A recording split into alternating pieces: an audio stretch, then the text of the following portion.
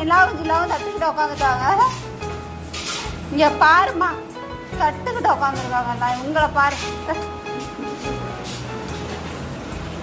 இந்த தட்டுல இப்ப சோறு வரும். இப்ப இந்த தட்டுல சோறு வரும்.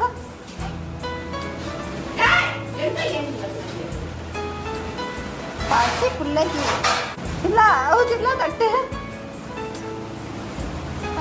காமெடியா இருக்கு. சின்ன தட்டு